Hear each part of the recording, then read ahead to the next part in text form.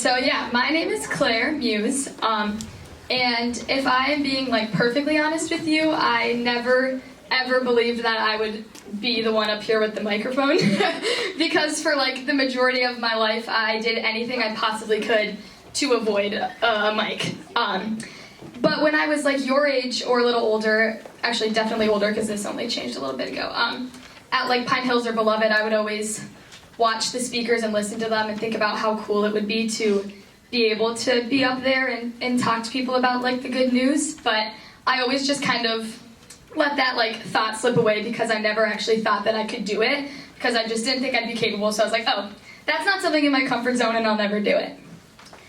So then what changed, right? Lots of things, but just as like kind of a disclaimer, yes, I did go through a lot of growth and there were a lot of like, yeah, just challenges and things that I overcame and a lot of growth, but growth is continuous and God is always presenting us with new challenges. And so even though I can't look back and be like, oh yeah, I grew so much from those places, it's still going to happen and new challenges are going to be presented to me and I will always have to continue to grow. So I'm going to take it back. Definitely not going to bore you with all of my stories of my 18 years of life, but it does start a really long time ago because I just was very prone to really high anxiety starting at like being a toddler. My mom couldn't leave me or else I'd be like sent into panic. And for my like entire life, I would avoid literally anything that wasn't perfectly comfortable. Like if I wasn't perfectly comfortable or if it was a little bit scary, I wouldn't do it ever. A good example of this that I can give is when I went to Disney when I was just 5 years old. Elizabeth's gonna laugh at this one. Yeah, I was 5 and and my favorite my favorite ride when I was at Disney was It's a Small World. And if you don't know which one that is, it goes like -5 miles per hour and it's just like this boat that's just like gliding along and there's super creepy singing and dancing puppets all around you. But for me, I could just sit in that boat and chill and like nothing was risky.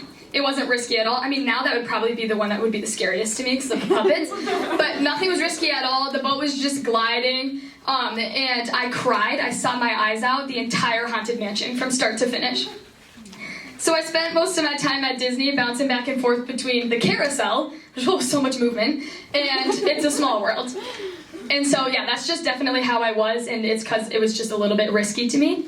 Too risky. I was also just blessed with a very wide, vivid, really active imagination. And I think that this is partly what allowed me to take something that should be perfectly harmless and normal and then like twist it and think about it too much until it was like scary and like almost like life-threatening to me. And everything I did was like, yeah, just something that I felt safe in and something that I could, if I thought about it too much though, then it like became bad and I wouldn't do it. So every day, morning until night, I would play super like imaginative games. And this almost like allowed me to like escape into my own little reality that I was able to create for myself. And even if there was a threat in my imaginary game, it was okay because it was my imagination and so I was in control. But I would often sometimes even scare myself with the things that I would think about. So I would like imagine games and I'd be like, oh, this can be so cool, and I'm like playing, and then I'd be like, oh, that's definitely too much, and like it would scare me. So definitely really fragile. But it was like my own little reality, and I would slip into that during the whole day because it also helped me to not think about the world. But then as soon as the sun went down, all of my fears would start up, and I think sometimes just like darkness and my family being asleep and stuff, it just got me thinking, and I couldn't really avoid thinking.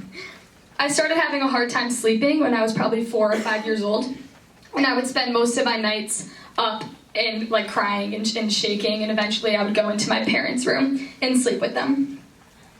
I would also attach to a specific fear that I would hold on to for like several weeks.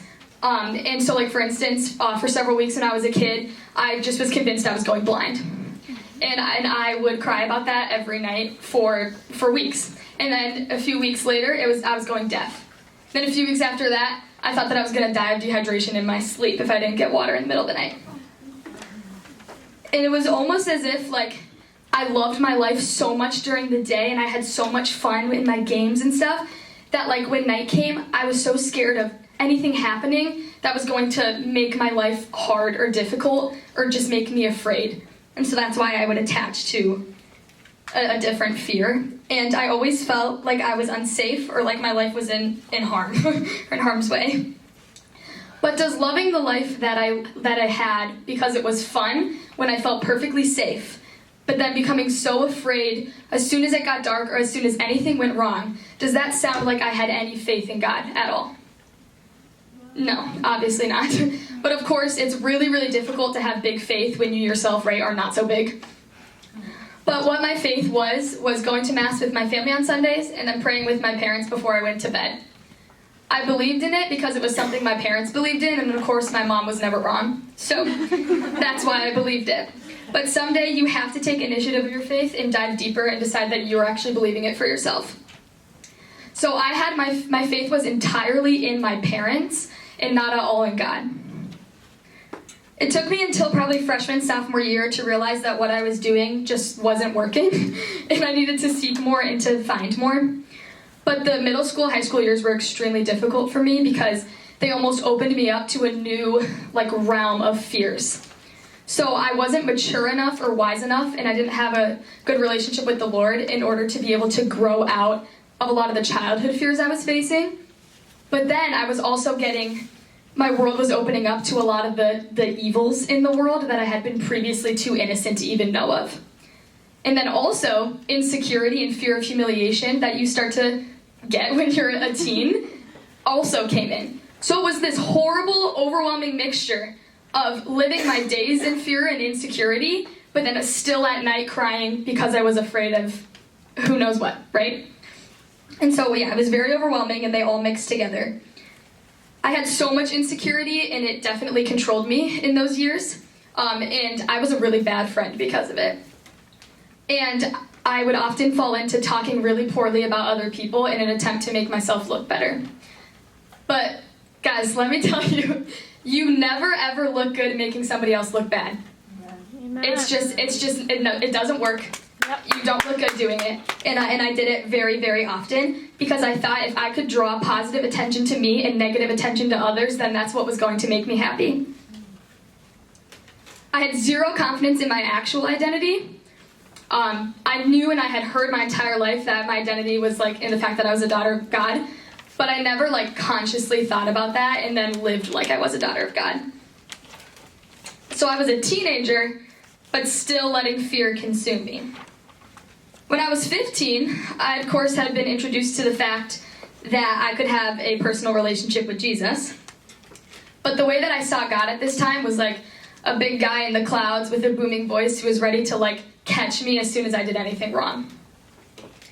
And so I would pray at night, but it was always the exact same routine prayers that I had completely memorized, and I would just, like, say them over and over again, and then I wouldn't even have to think about it, but it would just be like, okay, I gotta say all these things before I get in my bed or else God's gonna be mad at me. So even my relationship with the Lord was completely rooted in fear. Also, when I was 15, I like to think that I was growing out of my childhood fears, but really I just wasn't sleeping in my parents' bed anymore. And so I was still feeling all those things, I just wasn't doing anything about it like I did as a kid, you know. So I was watching a movie one day, 15, and it was a really chaotic movie. There was just a lot going on, and it really triggered my imagination, and I started thinking way too much about it, and I just spiraled down this really bad hole, and I started to panic. I was just thinking about all the bad things, about all the evils, and I was just getting it all into my head. And so the movie ended. My family was already asleep, actually, and I was walking upstairs, and I started to just really panic, and fight or flight just really kicked in.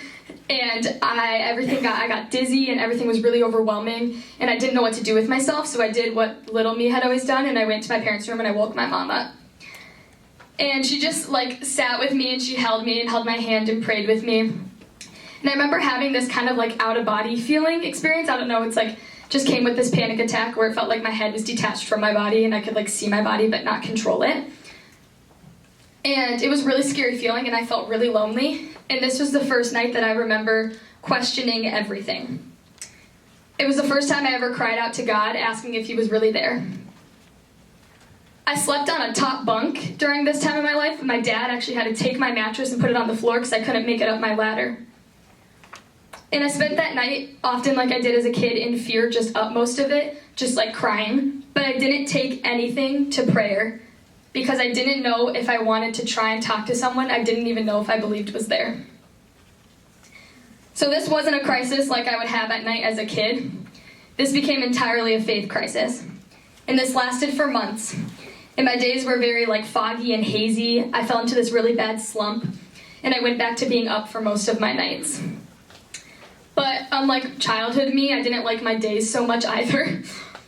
And I would try to pray, but it was often in an extremely superstitious way, and trying to test God, but in a really negative way. So it would be like, well, God, if you're really there, I'm going to take my Bible and open it up to this exact passage right now. And then I'd open it up and it wouldn't be that passage, and I'd be like, oh, okay. But I put zero effort into my relationship with him. It was just like, if you really cared and wanted me to believe in you, you would open up the sky and reveal heaven to me like you did for St. Catherine of Siena. And of course, God is always pursuing us, but he desires to be loved too. And I know you've probably heard this a million times, but he really is a gentleman and knocks at the door of your heart, and he wants you to open it. And for me, I believed that I was waiting on him. Yes, Sarah Prudence, we were talking about that on a walk the other day. And for me, I believed that I was waiting on him, but truly in reality, he was 100% the one who was waiting on me. So I'm going to give you an example. It's going to be just like this little thing. So imagine there's a guy, and he's with a girl, and she goes, okay, if you buy me this really expensive diamond, then I will love you. And so he goes, and he buys her the diamond, and he brings it back, and she goes, okay, well, the diamond actually wasn't enough. I want the earrings to go with it, and then I will love you. And so then he's like, okay. And he goes and he buys her the earrings too, and he comes back with them, and she's like, okay, yeah, now I love you. Do you think that guy felt actually very loved? No? And that's exactly what I was doing with God. I was like, okay, well, I want the diamonds and the earrings, even though you've done all these amazing, beautiful things in my life, which he did. I was still like, I want the diamond and the earrings before I can decide if I want to love you. But guys, God wants my heart, and he wants yours. And how cool is it that the creator of the universe wants us to love him too? He desires that, and he desires your heart. But I, for some reason, wanted him to prove this love to me and give me his heart, but I refused to give mine. And you know what's the funny thing? Is that he literally died a brutal death out of love for me, and I was still standing there like, prove it. Prove that you love me. And this is literally what he had already done. So my life consisted a lot of being super insecure, and so I wouldn't do lots of things, and being afraid during the day, and just really uncomfortable all the time, and then having really bad nights. And I did an awful lot of complaining about it for someone who had literally never tried relying on God. And so I spent my life relying on Claire and Claire's judgment, which her judgment was obviously trash because I liked It's a Small World. But I created this little safety net for myself, and I hid in it. And it was just my little, safe box, but I never actually felt safe because I was the one who made it. And this very active mind of mine continued to contemplate on evils and all of the bad, and it brought me so much fear. I wasn't paying attention to God like I should have, and I was focusing on everything that was bad. And I'm not trying to say this to scare you because it led to so much good, but night after night, I was absorbed in fear and doubt, and I never ever doubted for a second that evil existed and the devil was real. So this logic doesn't make sense, does it? And that's exactly right. Because I was always doubting the existence of God, and my natural disposition was to look at everything bad. And I knew there was evil in the world. I had been recognizing it in the world since I was a small child, staring out my window at night waiting for a robber to come. I knew there was bad, and I was always afraid of that bad. So if I was so sure about the evil, why couldn't I be so sure about the necessary contradicting good? Because I was able to notice so easily the bad things, and so why wasn't I just as sure of the good things and the good signs? because there were beautiful miracles all around me and I could never notice it, and that was the true blindness that I suffered from. So at Pine Hills of 2019, I decided that I wanted more and I wanted to pursue more and find more. I was on service team that year. And I remember one of the prayer meetings, we started singing Another in the Fire. And I don't know if you guys have heard that song, but here are I'm going to read some of the lyrics. There was another in the fire, standing next to me. There was another in the waters, holding back the sea. And should I ever need reminding of how good you've been to me, I'll count the joy come every battle, because I know that's where you'll be.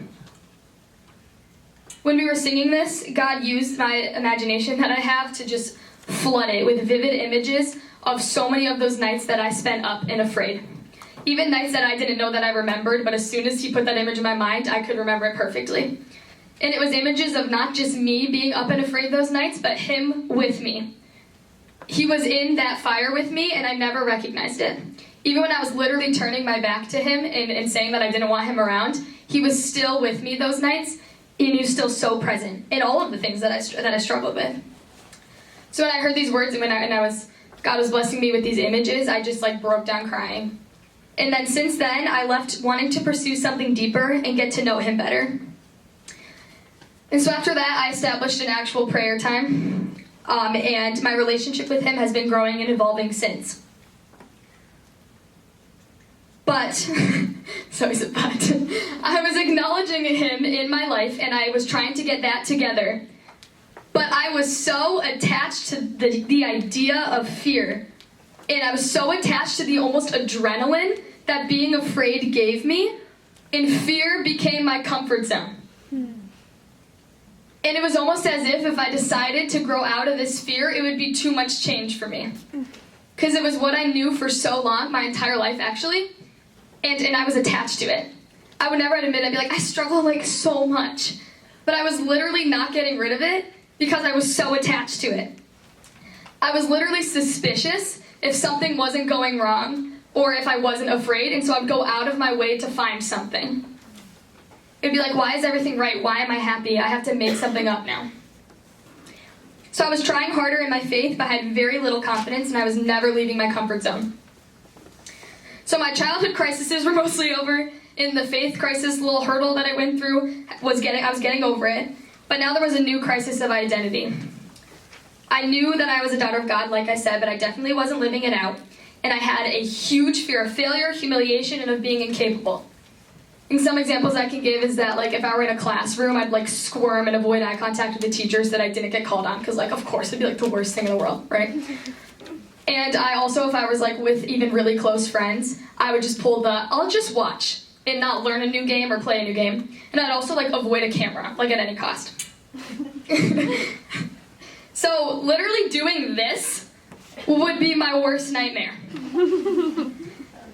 But fear was my comfort zone, and I was allowing it to completely control me. And I felt like everyone and everything was out to get me. But I feel like a lot of the times I was trying to protect myself from people like me. Because I was projecting sometimes my judgment of other people, because I'm human and I struggle with judgment sometimes. And I was just assuming the worst of everyone, right? Why do I think that people are going to be watching me do something and think, wow, she looks so stupid? That's literally assuming the worst of their intentions. And I want to believe that everyone has a good heart, and that's actually the better thing to believe of them. So why would I assume that they're not going to like me?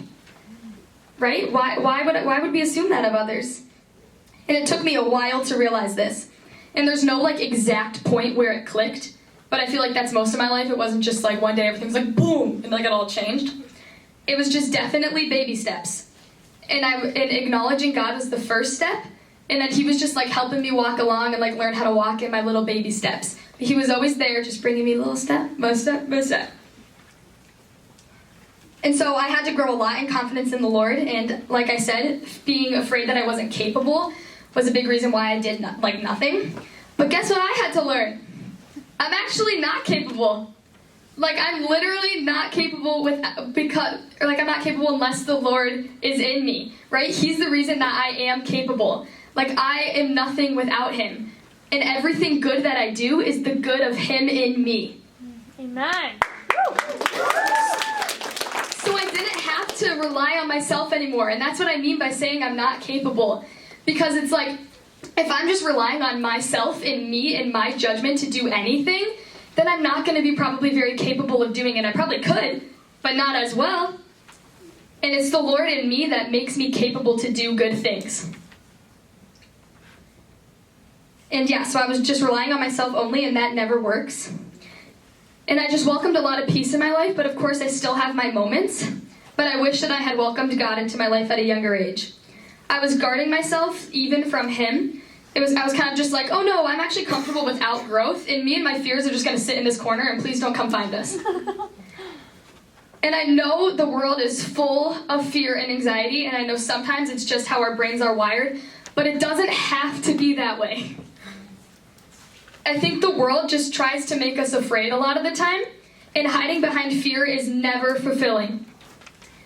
The king, I'm going to say this first, actually. I like to think of my life as like a ship, and I know that St. Therese of Lisieux says the world is my ship and not my home. And it's like we're on this ship, and we're like sailing to heaven. In the ship, the boat ride is our journey.